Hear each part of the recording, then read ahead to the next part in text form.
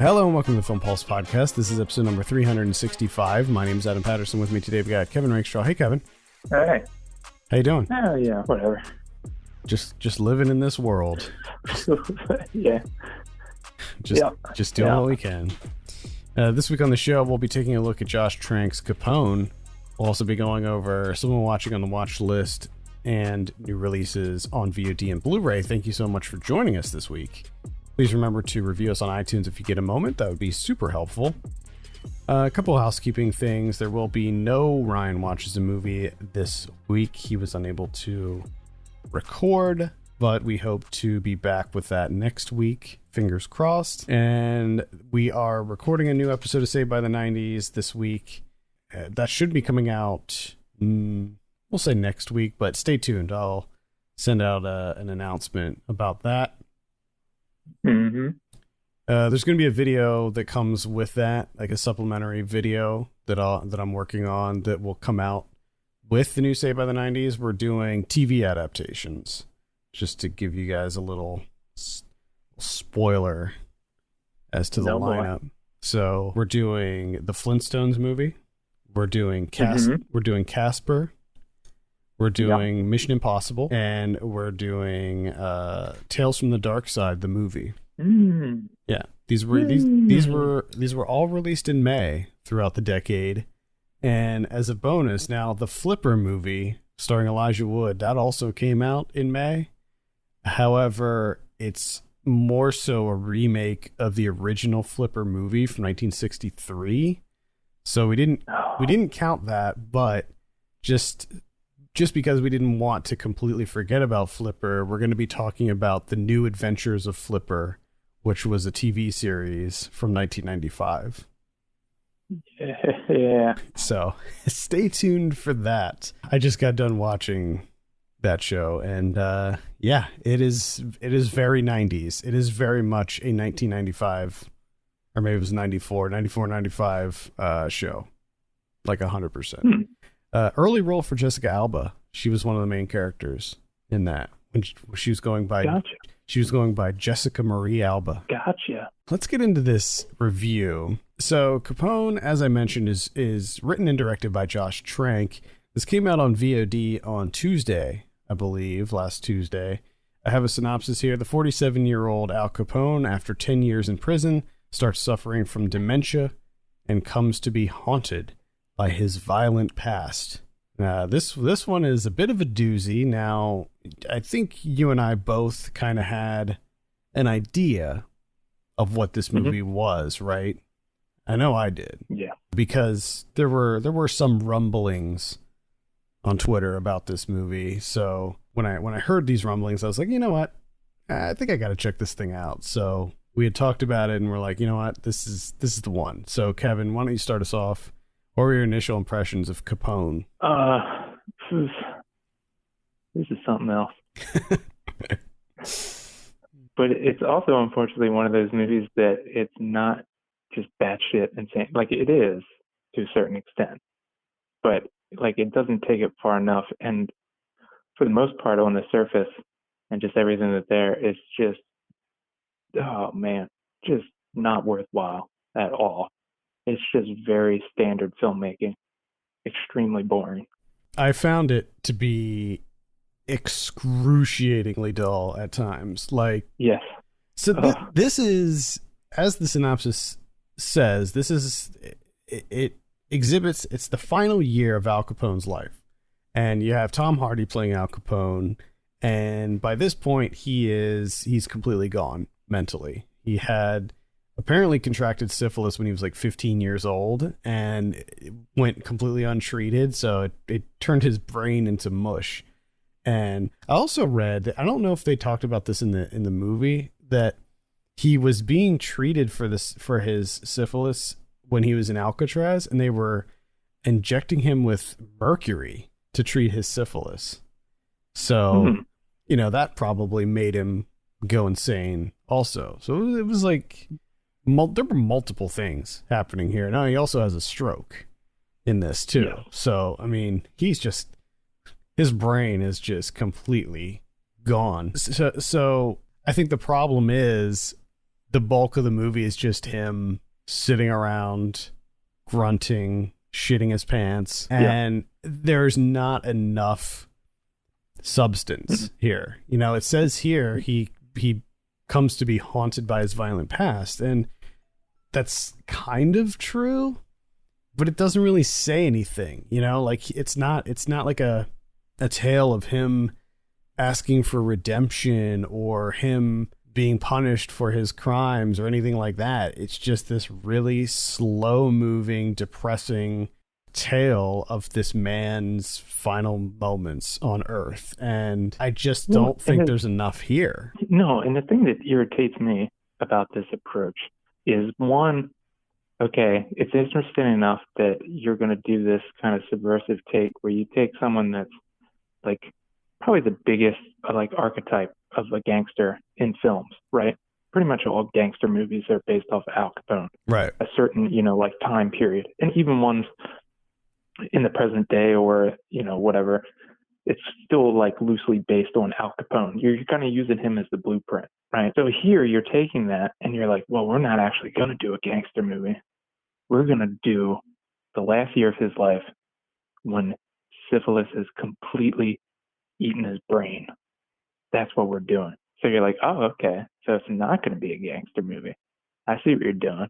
You know, you're taking this guy that's, you know, bigger than life, all these movies made about him, and you're going to show him like, you know, what eventually happened to him in the final year of his life, you know, where he was completely rendered, you know, into nothing essentially. But then the whole, you know, being haunted by his past just feels like an excuse to be like, oh, let's put in gangster stuff. Mm-hmm. Yeah. Like you have, there are like shootouts and stuff in this movie. There is violence in this movie. There's not much, but it is here. Yeah. And it's all like either, you know, flashbacks or him like walking through his memories, or just like completely fabricated things, which that was another thing that got me, because there's a certain thing that's introduced early on, which when you look back on it, it's very odd the way that it's introduced. And then you come to find that this person's not actually there. And it's like, well, that doesn't make any sense. It doesn't make any sense. It doesn't make any sense, because when that character is introduced, it's completely separate from Al Capone. So why would we get that kind of character introduction to someone who is not real? Like that to me, I was like, why? Like what's the point of that? And this I guess is kind of spoilery, so you can cut this if you want. But the fact of like the way we're introduced this person is through a sex scene. Mm-hmm. Like why? Like there's ghost sex. Why? I don't know. And how's the whole boat thing happen? Right. I don't get that.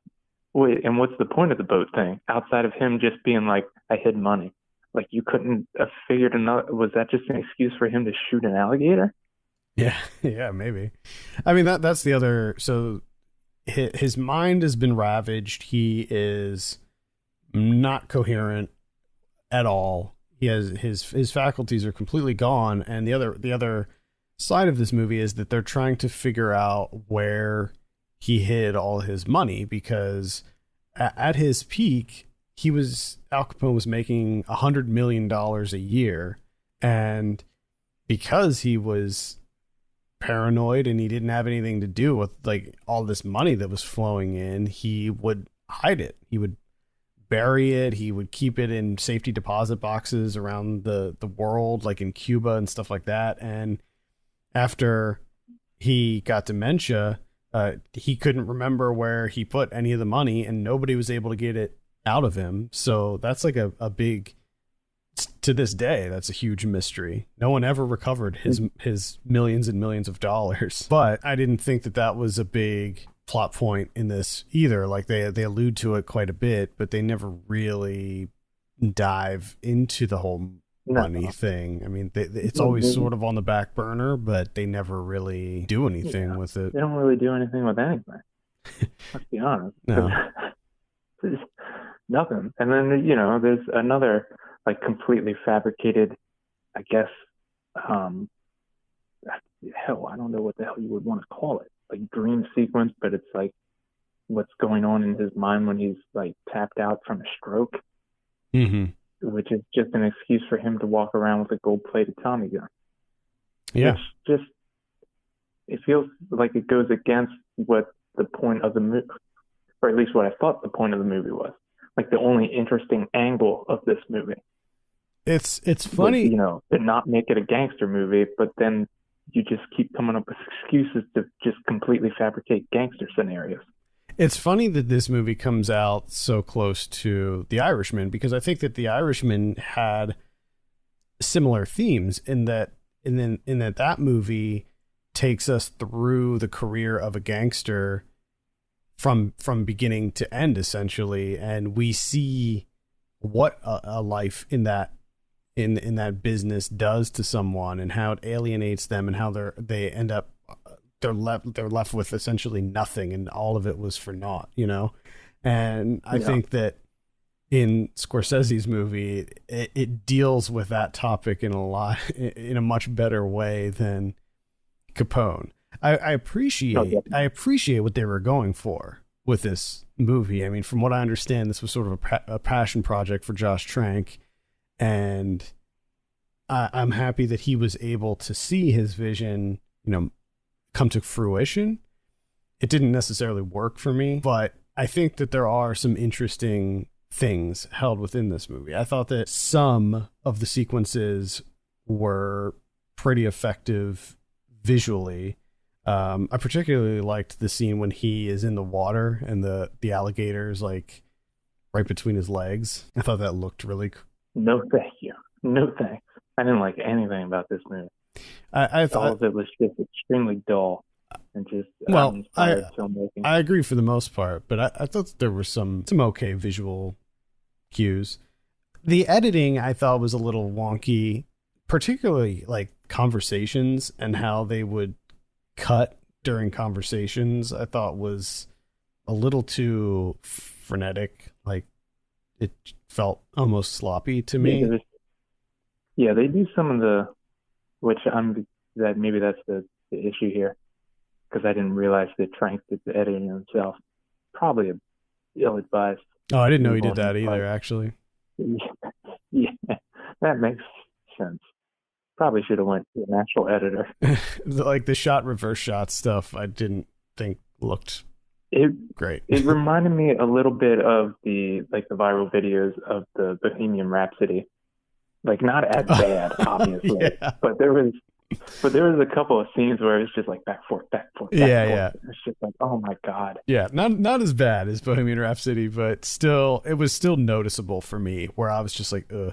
Like I'm pretty susceptible to a lot of quick cuts to begin with. I don't like a lot of cuts in movies, so it was bothersome to me.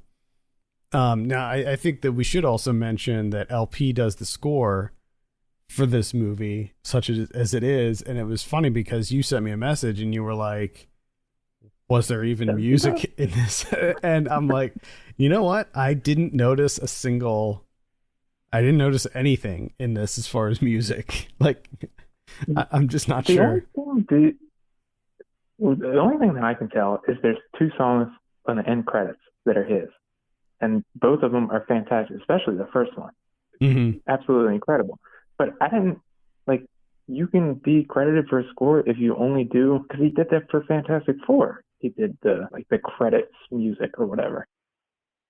And I was just kind of expecting something, throughout the movie, but. Is he credited as I don't think he is. I gotta look this up, because if it says LP under composer for Fantastic Four. Oh, okay, no. I was gonna say he just did the song, that plays over the credits. That he wasn't, it wasn't a score thing. But then that's pretty much what Capone is. But yet he gets the original score. I'm just like, did I miss something? Because I pretty early on I was like, okay, this movie is not for me at all. I'm gonna try and focus in on this score because that should be good. But again, I don't know if I just completely missed it, but I didn't really hear anything outside of the credits. No, I didn't notice anything as far as the music goes. I mean, I think that maybe the one thing that most people probably gravitate towards when talking about this movie is Tom Hardy's performance as Al Capone. Now, on this show, we've talked before about Tom Hardy's ability to effectively grunt and make a lot of guttural noises, and he is in rare form in this movie. Absolutely rare form. Yeah, you put this in the pantheon of performances in the vein of like Welcome to New York with Gerard Depardieu. Yeah. You know, his performance. And what was the other one? I can't remember the title. What was the Tom Hardy movie that we talked about, his grunting? I'm not sure, but the other movie that I'm thinking of is Mr. Turner with Timothy Spall's grunting. Oh, yeah. You know, him playing W. Turner.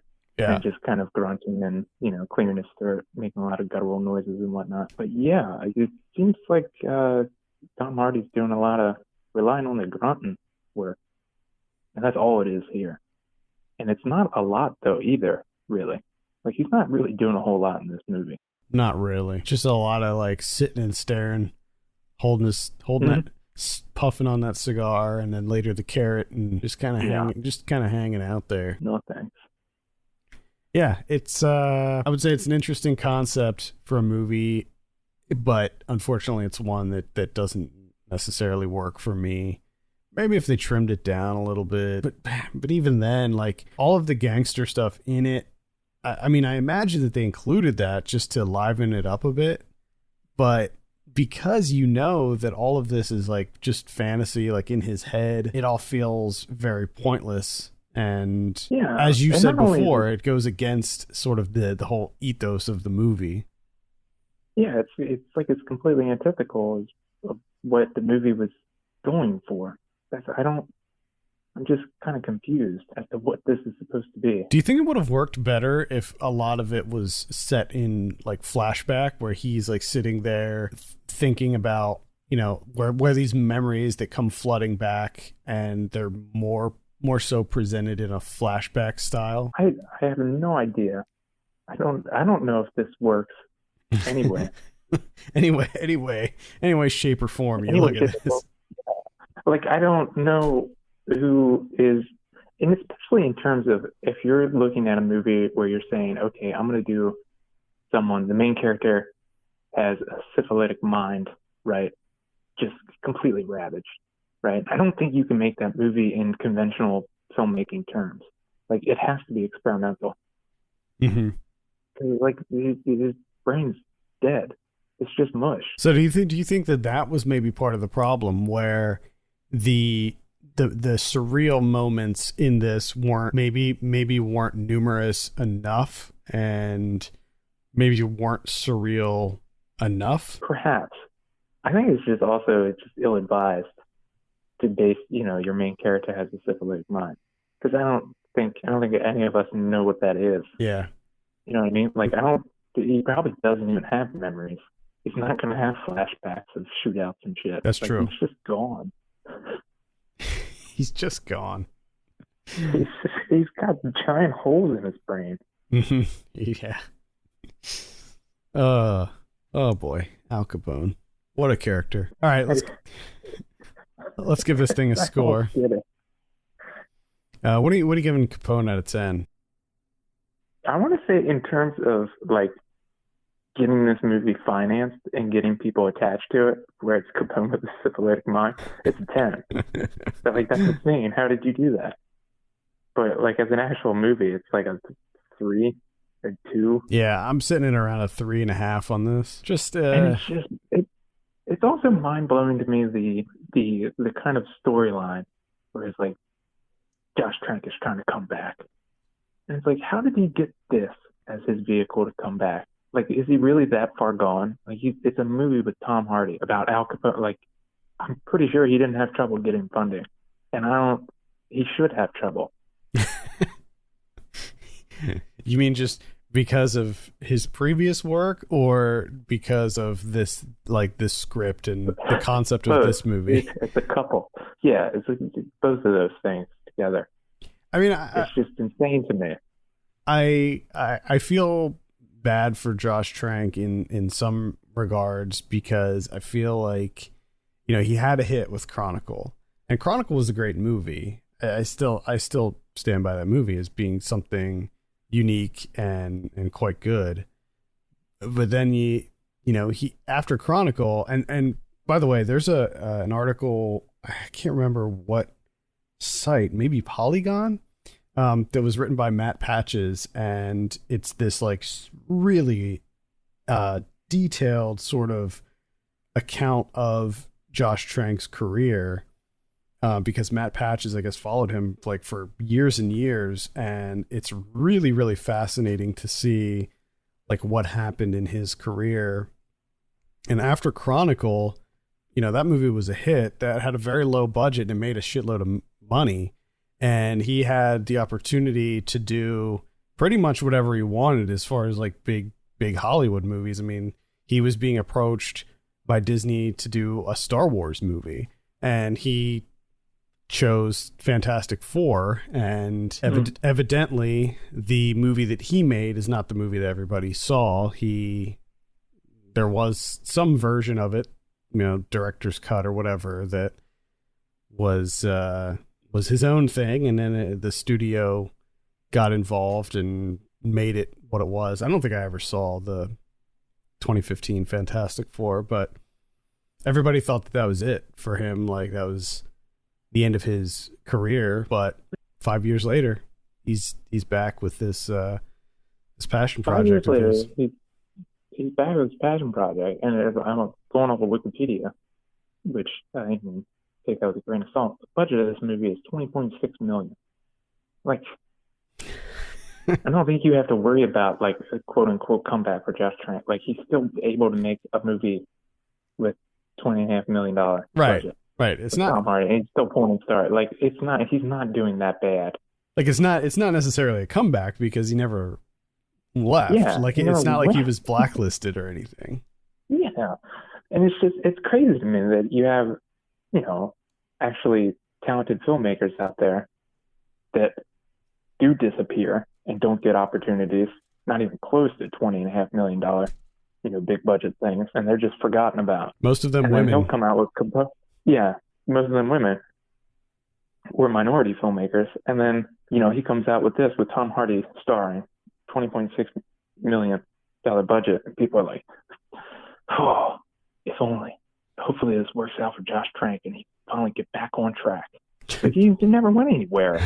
He went from Fantastic Four to this. Come on. Yeah. And to be clear, Josh Trank has nothing to do with the fact that like female and minority directors don't get the same level of, acceptance and, retries in the industry. It has nothing to do with him. And frankly, like, I hope that Josh Trank does have a career. I don't want to, wish a failing career on anybody. Yeah. And I'm not saying that. And it's not Josh Trank's fault that, that was a storyline that was going with this movie. It's like, oh, come back. The comeback kid. He has no control over that. It's such an odd, storyline to go with media-wise. Yeah, I completely agree. But I would recommend reading that article from Matt Patches. It's really, really fascinating, very in depth. I'm gonna have to read that because I'm just interested in it. You have, like you said, kind of unlimited opportunities. Why would you pick Fantastic Four? He thought that would be sort of the most interesting because it was like sort of rebooting this property that was laying dormant for several years, and unfortunately it didn't work. All right, that is Capone. Let's move on and talk about someone watching. I think it's my turn this week. I'm pretty sure it is. I don't have a whole lot. We took last week off, so but really I only have a few things. The first thing that I'll mention is Gretel and Hansel. This is the horror movie that came out earlier this year, directed by Oz Perkins. And, it's sort of sort of cashing in on the recent trend of this kind of folk horror that we've been seeing with movies like The Witch being successful. And this movie's like, it's like The Witch, but for a mainstream audience. That's sort of what we're working with here.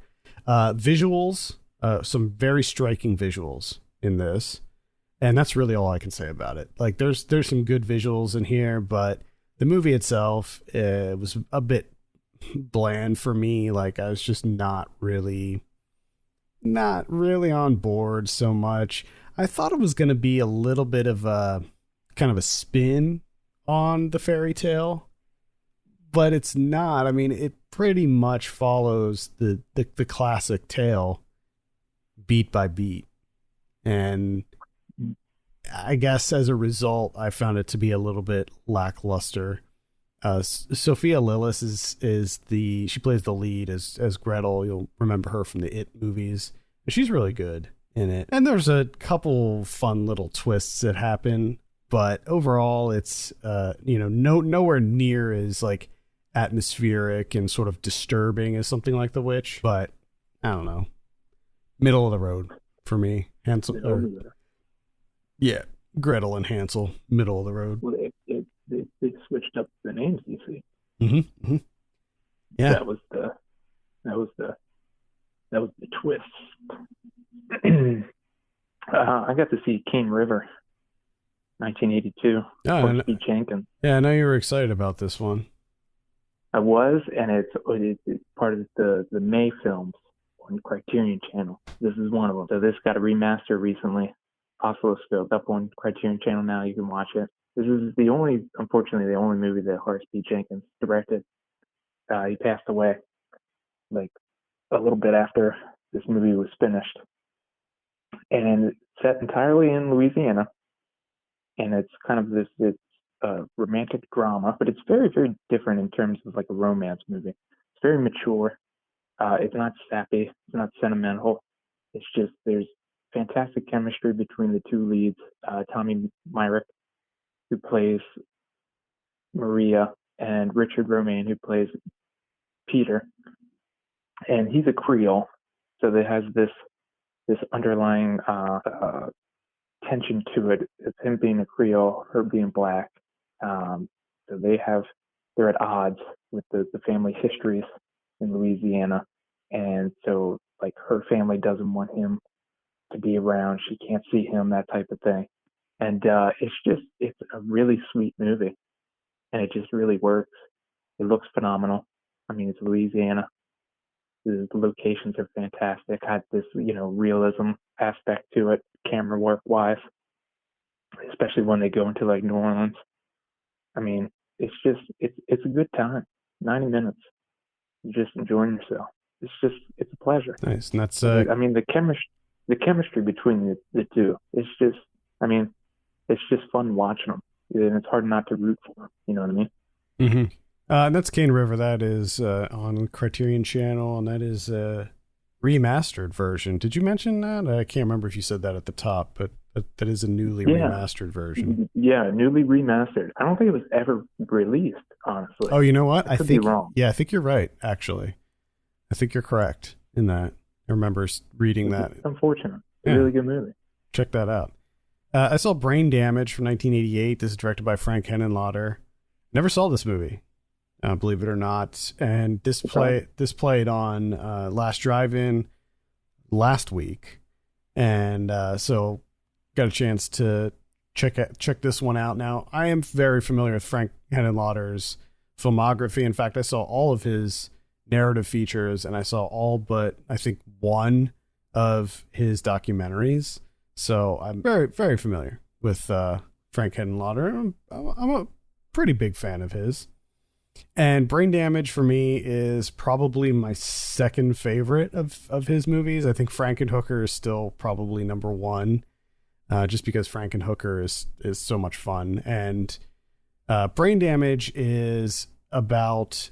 It's sort of an allegory for drug addiction in New York City during the 80s. And it's about this guy who has this sort of parasite It's almost like it's like a little creature with a external brain that attaches to him, and it has this little like needle thing that comes out of its mouth, and it can inject your brain with this chemical and cause these like sort of euphoric hallucinogenic effects.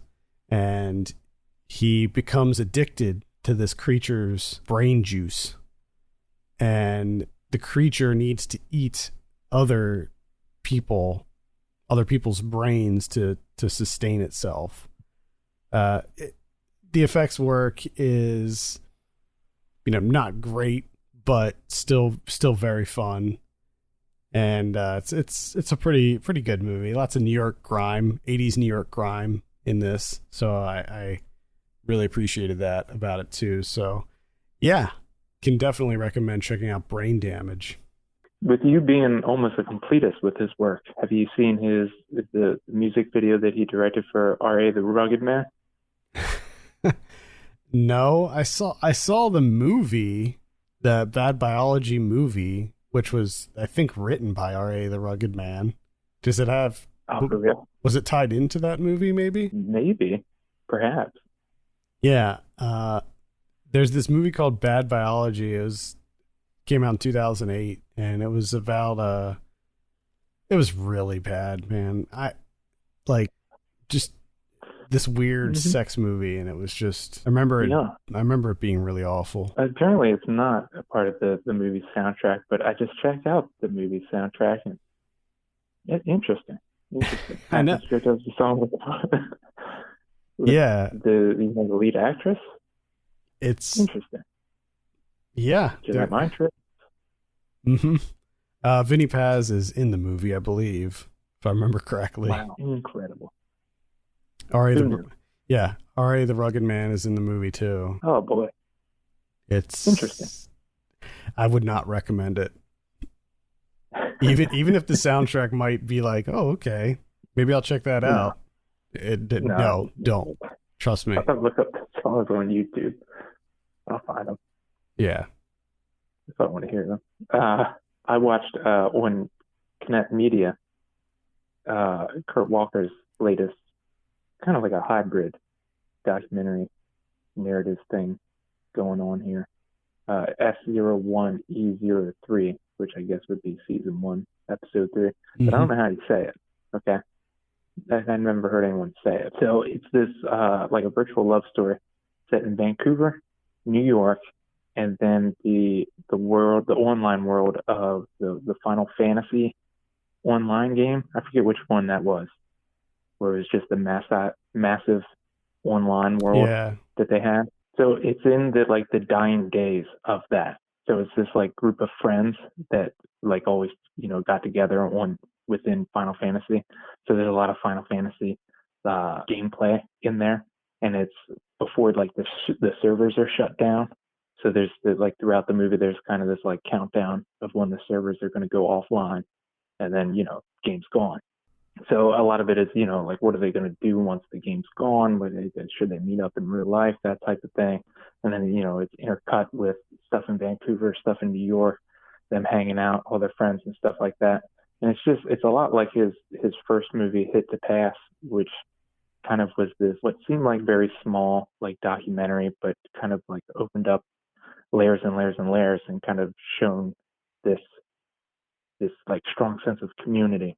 And it's pretty much what's going on here in this movie too.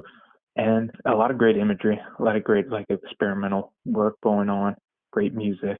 And like the interesting thing is at the end, the end credits is just like everyone that worked on the movie or was in the movie. It's just kind of like still shots, or the camera's rolling and it's just them like hanging out and kind of like waving to the camera. That's kind of like how the end credits work.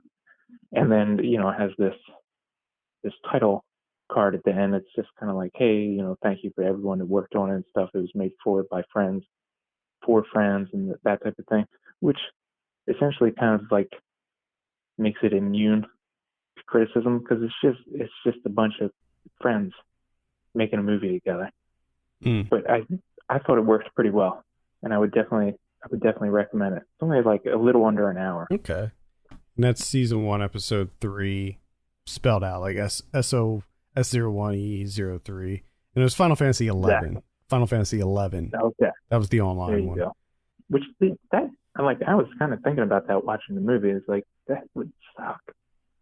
They like all that time you have invested into that game, and then they're just like, well, we're shutting off the servers. Dead. Game's gone. Yeah, I mean, like you can only hope that like fan servers pop up. Like that's happened to some of those games where the servers get shut down. Like people will create fan servers that keep the game going, and I think that's the best you could hope for. And that's actually a huge problem right now in video games is game preservation. A lot of these games are online only games, and what happens when the servers get shut down? These games effectively cease to exist. And I think that's a huge problem, because these are a lot of people consider video games, and myself being one of them, consider video games to be a work of art, and to have something like that just cease to exist, I find to be very troubling. Yeah. So that's like built into this movie a little bit, and it's, about this like group of friends that met each other in this game. They don't have contact in, real life. They're all across, different parts of the world. And this is where they meet up and kind of hang out. And then now that's gone. Yeah.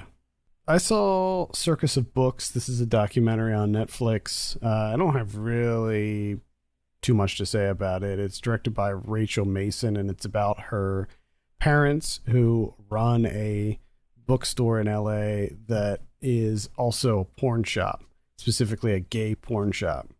So you have these two somewhat conservative, older Jewish parents running this hardcore gay porn shop in LA, and they've run it for years and years. And it's just about the history of the store and how they came to own it, and the current status of the store, because obviously a porn shop like this isn't really sustainable in an era where you can just get as much porn as you want for free. Mm-hmm. And so they're thinking about shutting it down, and just kind of follows them around. And it's pretty light. It's pretty breezy. It's well done. It's well produced. So I would give it a light recommend. If you're looking for something entertaining on Netflix to watch, I would say check out Circus of Books. Okay. All right. The other thing I watched is Feast of the Epiphany. Finally got to check that out. Yeah, I know you're really excited about that one too. Yeah, they have a little bit of a letdown, not too much, but the main thing that was kind of exciting for me in terms of this movie, where I wanted to watch it, is cinematography from Ashley Connor. And cinematography, great, fantastic, love it. The structure of the movie is interesting, and like I admire it. And for the most part, it works. It's just kind of like what's contained in those narratives, quote unquote, just 100% didn't work for me. So the way it starts off is like a group of actors kind of being interviewed for the roles or whatever, and then it's this kind of scripted scene of a dinner party where all these actors are getting together and having a dinner party, right? So the woman kind of setting this up and doing all the cooking and all that stuff, she goes to the market, and where she gets her produce from, at the end of the first scripted scene, this dinner party comes to an end, comes to a close. It shifts and becomes kind of this like slice of life documentary of that farm that she got the produce from. So then it just kind of follows that farm, all the people working on it, and what they do day in, day out, that type of thing. So it's like half scripted drama and then documentary on the back half. And it's okay. It's all right. There's some good moments in there, but I don't know if it's going to have a lasting impression. That's Feast of the Epiphany. How is that available? Vimeo on demand. Vimeo on demand. I like the synopsis here on Letterboxd. It just says 2 narratives. Mm-hmm. Yeah, it's that. It is that. So nice. The only other thing I have is Les Misérables, which is currently on Amazon Prime. This is the newest Mm-hmm. film with that title, Yes. inspired by the 2005 riots in Paris, and it's really, really, really familiar stuff, well-worn territory, with a new cop showing up, right, from the rural areas, from the country, and now he's in the city, and he's tagging along with these two guys. So it's another one of those, essentially one day, his first day, tagging along, going around, and they're giving him the lay of the land, how they do things. And of course, they don't do things by the book, if you can only imagine, right? They kind of have their own system going here. And they do some questionable things, if you can believe that, them being cops and all. And he's kind of like in this weird place where he's like, these are my superiors. Can't overstep my bounds, but at the same time, he keeps being, kind of tested. And like, what's he going to do? And you can imagine how it all plays out. It plays out like every movie that's like this, which it feels like there's tons of these, and it's nothing special outside of it being the French version. Mm-hmm. But they have an incident, involving a minor. They make a mistake, and then they try and cover it up and all that. And it's just, like I said, it feels pretty much like all those movies that have ever existed. Training Day, that type of thing. Mm-hmm. Same beats, same type of thing. All right. I don't mind that I missed that one then. Yeah. And I mean, if you're into that kind of thing, like if you like those movies and you want to see more of those movies, it's a good version of it, right? But I've seen enough of it, and it's nothing new to me. All right, let's talk about what we have on VOD this week. On the 18th, we have American Trial, the Eric Garner story. This is kind of an interesting one. I don't think it's probably not going to work, but what it is it's a mock trial. Okay. That uses, I believe, like real lawyers, real court officials and such, and carries out a trial if the NYPD officer who killed Eric Garner, if he was brought to trial. As we know, he wasn't, but this is like, hypothetically what would happen if this guy was brought to trial. And I think like Eric Garner's family is involved with it as well. Yeah, it says a mock trial with the real players, with the exception of the actor who plays the officer. The film depicts the trial that would have followed Garner's death had Pantaleo been indicted. So, I mean, it's kind of a cool experiment, I guess. Maybe. Can't say I'm interested, though. No, I'm not. Then on the 19th, we have Time Warp, the greatest cult films of all time, Volume 2, Horror and Sci-Fi. I talked about this series a couple of weeks ago. It's not great, but it covers a lot of different titles. We have Ovid and the Art of Love. We have Chameleon.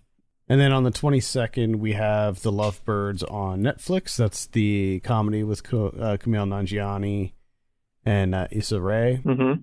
I'll be checking that one out. I think we're going to be reviewing that on the show next weekend, actually. Yeah. Why not? Hopefully it's funny. We could all use a good laugh. God, I hope so. Please. Also on the 22nd, we have Inheritance. I think I'm going to try to cover that one too. That's some kind of horror movie or dark thriller with Lily Collins and Simon Pegg. Okay. A patriarch of a wealthy and powerful family suddenly passes away, leaving his wife and daughter with a shocking secret inheritance that threatens to unravel and destroy their lives. No. Heyo. Yeah, I'll be checking that out. We have Diana Kennedy, Nothing Fancy. This is a virtual theatrical release documentary. We have Lucky Grandma. That's another virtual theatrical release. We have Villain, Fury Unleashed. Starring Craig Fairbrass. What? Should I know who that is? I don't know. I don't know who it is. The guy's name is Eddie Franks. We have The Trip to Greece also coming out on the 22nd. This is the fourth and final entry in the Trip series. I enjoy the Trip movies. They're all pretty much the same, but like I'm okay with that. They're just sort of pleasant. Will they do a Michael Caine impression? It would be weird if they didn't. I mean, so I saw the trailer for this, and I did not see a Michael Caine impression in the trailer, but you know they got to do it. They're going to do it. They're going to do the dueling Caine impressions. Yeah, I'll be checking this out for sure. We also have Joan of Arc. This is a virtual theatrical release. And we have Survive the Night. This is an action movie with Chad Michael Murray and Bruce Willis. Mm. Bruce Willis is he has such an interesting career now because he'll still do like bigger movies, but then you see him in these like super under the radar, like kind of VOD trash type movies. It's very strange. He likes to keep busy. Yeah, I mean, he's almost at Nicolas Cage level, I would say. Like not quite there yet, but like he's getting there where he's just pretty much doing anything. He's the boring version of Nicolas Cage. Yeah, pretty much. Because it honestly feels like they're all the same movies that Bruce Willis is doing. At least Nicolas Cage is doing weird ass shit. True. Yeah. Yeah. We have Man in Camo, The Art and Artist. We have, and then that looks like that's about it for VOD. On Blu-ray this week, we have Sonic the Hedgehog. That's in 4K. We got Onward. That's the Disney Pixar one. Danger Diabolic from 1968. Yeah. This is getting a Shout Factory release. Now I'm very excited about this because I don't know if we've had like a proper Blu-ray release of this movie, and so I'm very excited about it. I don't know what the features, the bonus supplements are looking like for this, but I'm hoping they're good because if they are good, I'm definitely picking that up. Oh yeah. Justice League Dark Apocalypse, which is spelled APOKOLIPS. I think that's wrong. Apocalypse War. Justice League Dark Apocalypse War. This is one of these DC animated movies. I like the Justice League. I like the Justice League Dark series. I think it's a cool team. Like Constantine is in there, and Swamp Thing is part of that team. It's kind of so maybe I'll give this a look. The DC animated movies are usually pretty good. Emma is coming out. Brahms, The Boy 2, The Way Back. The Woman from 2011 is coming out on Arrow. If you haven't seen The Woman, give that a look. That's pretty good. That's the Lucky McKee one. Gotcha. Buffaloed from earlier this year is coming out. And that's pretty much it. That's all I'm really seeing here. What about Criterion's? We got one, and that's Dorothy Arzner's Dance Girl Dance from 1940. Pretty much no special features here, but I think this is mostly just the fact that Arzner's movies are available now. She was the sole woman as a director in the Hollywood studio system during the 30s and 40s. So, and also, if you have a Criterion channel, like a large number of her films are on there. So I don't know if this is like the first of many to come or what, but there you have it. All right, cool. I think that's going to do it for this week. Thank you so much for listening. You can send us your questions and topics to podcast@filmpulse.net. You can follow us on Twitter @FilmPulseNet and @FilmPulseKevin. And if you have a minute, consider reviewing us on your podcast platform of choice. For Kevin Rakestraw, my name's Adam Patterson. We'll see you next week.